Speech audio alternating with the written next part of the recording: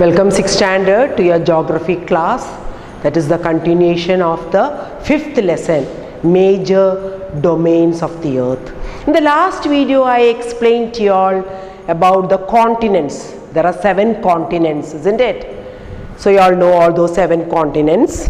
Now today I am going to explain about the oceans. So how many oceans are there? 5 oceans. That is the Pacific Ocean, that is the largest ocean. Then comes the Atlantic Ocean, then Indian Ocean, then that Arctic Ocean, Arctic near the Arctic Circle, and the Antarctic Ocean or Southern Ocean. ഈ Antarctic Ocean നമ്മൾ Southern Ocean പറയും. അപ്പോൾ അതാണ്. അപ്പം ഞാനിവിടെ I'll point to this map and I'll show you. So see this Pacific Ocean ഇങ്ങനെ റൗണ്ടായിട്ട് നമ്മൾ earth circular ആണ് അല്ലേ. അപ്പം ഇതിൻ്റെ ബാക്കിലൊക്കെ പസഫിക് ഓഷ്യൻ കണ്ടോ. എന്നിട്ട് അതിൻ്റെ മറ്റേ അറ്റം ഇവിടെ വരുന്നത് കണ്ടോ. അതാണ് എർത്തിൻ്റെ ഒരു ഭാഗം നോക്കുമ്പോൾ വെറും പസഫിക് ഓഷ്യനെ നമ്മൾ കാണുകയുള്ളൂ. അതാണ് Pacific ocean circular in shape. Pacific ocean എന്ന് പറഞ്ഞാൽ എർത്തിൻ്റെ ഷേപ്പ് തന്നെ എടുക്കുന്നുണ്ട് കണ്ടോ. അത് ഏറ്റവും biggest ocean, that is Pacific ocean എന്നാണ് പറയുന്നത്.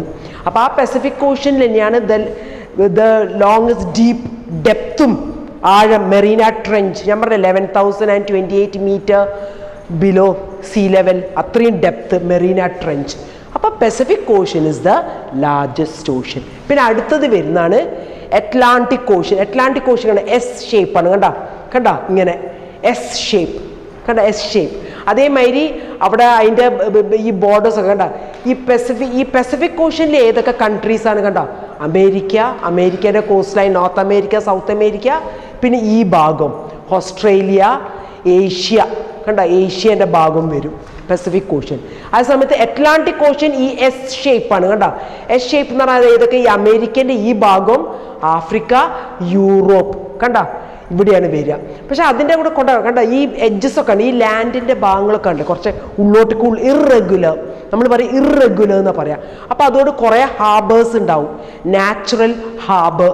ഇപ്പം നമ്മളവിടെ കേരളയിൽ ഒരു നാച്ചുറൽ ഹാർബർ കൊച്ചിൻ എന്ന് പറയുന്നത് നാച്ചുറൽ ഹാർബറാണ്. സോ അത് ബേപ്പൂരൊക്കെ എന്ന് പറഞ്ഞാൽ നമ്മൾ ആഴം കൂട്ടിയിട്ട് ഉണ്ടാക്കുന്ന മാൻമെയ്ഡ് ഹാർബറാണ്.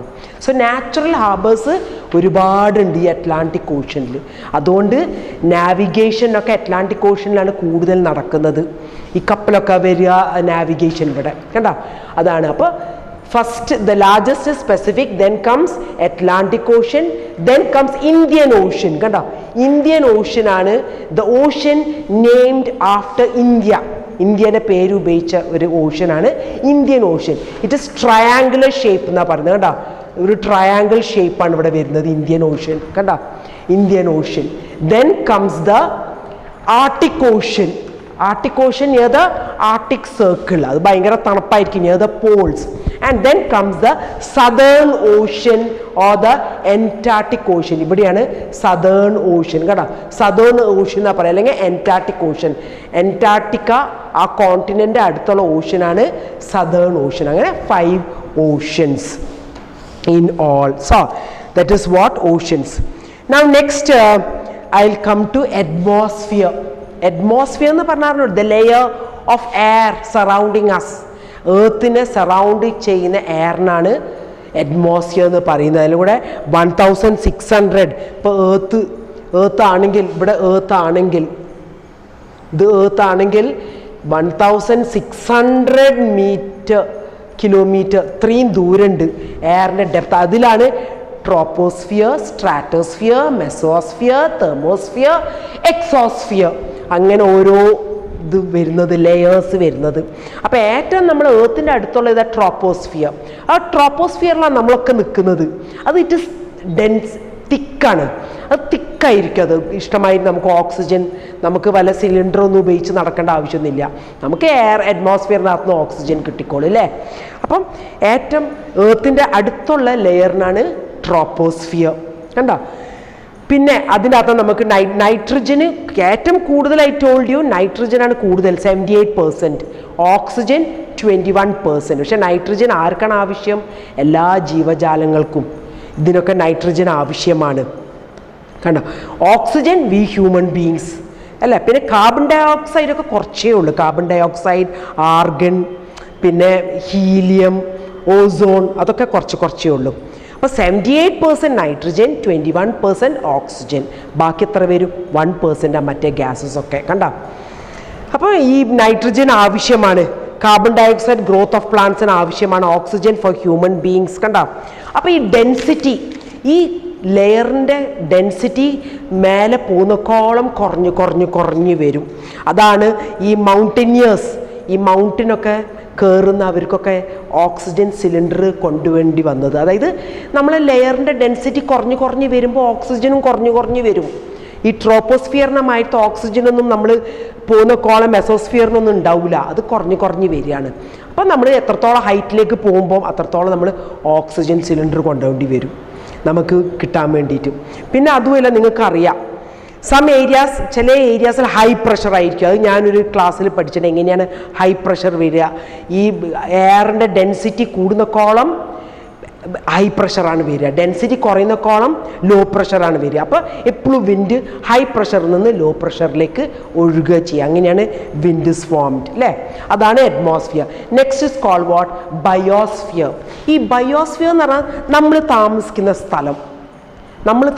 സ്ഥലം എന്താ? ലാൻഡ് ഉണ്ട്, വാട്ടർ ഉണ്ട്. നമുക്ക് ഹ്യൂമൻ ബീങ്സിന് വെള്ളം വേണം, അപ്പോൾ വാട്ടർ ഉണ്ട്, പിന്നെ അറ്റ്മോസ്ഫിയർ ഉണ്ട്. കണ്ട.